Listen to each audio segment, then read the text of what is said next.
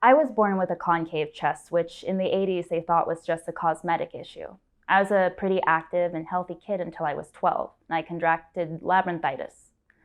Labyrinthitis is an inflammation of the labyrinth section of the inner ear.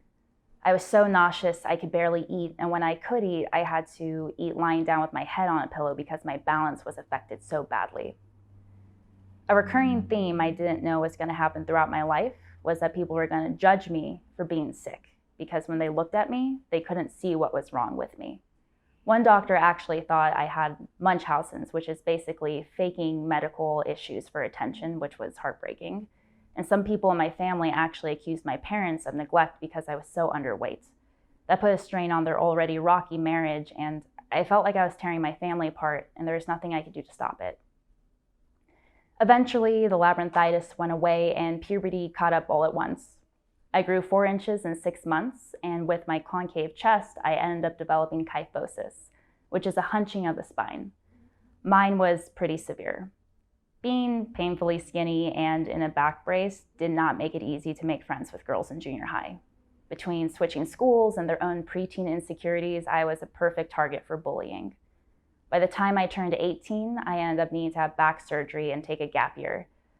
Emotionally, it was challenging. I didn't get to go to college with my friends. I had a near-death experience in the hospital, but it was also financially difficult.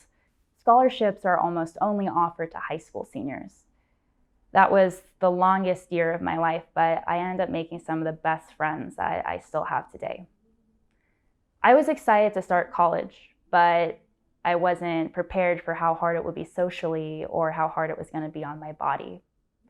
I thought living in a Christian dorm would help me find that support community, but my liberal beliefs ended up isolating me during the Bush-Kerry elections. During my junior year, the pressure on my chest was so intense that my heart literally had to move around my body to protect itself. I had to take a break from school in order to get an experimental surgery to reshape my chest. A decade and a few more surgeries later, I'm still dealing with related health problems. Every time I got a surgery, I thought this was it. This was going to fix me and I was going to live a normal life. But I'm starting to come to the realization that this is it. There is no magic fix. Living my life at the whim of my body is depressing, but it's that much more difficult because as an adult, people still judge me because when they look at me, they can't see what's wrong with me. People resist me and challenge me when I request accommodations, which happens a lot because LA is not an accessible city. Sometimes I feel like I have to limp or move my body in a way that looks more disabled so people don't judge me or just even harass me. I've been called out for using my grandparents' handicap placard when it's actually mine. Financially, it's been difficult on my marriage. I feel guilty that my husband can't fully pursue his screenwriting career because I need health insurance. I can barely work a part-time job, let alone a full-time job.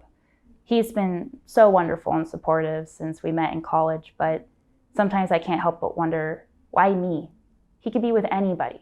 Why choose to be with these medical issues? As I'm accepting where I am in life and my disabilities, I'm also starting to accept the fact I don't always have to be so strong just because it makes other people feel more comfortable. I think as women, we're taught to put others before ourselves, and at the end of the day, I just need self-care.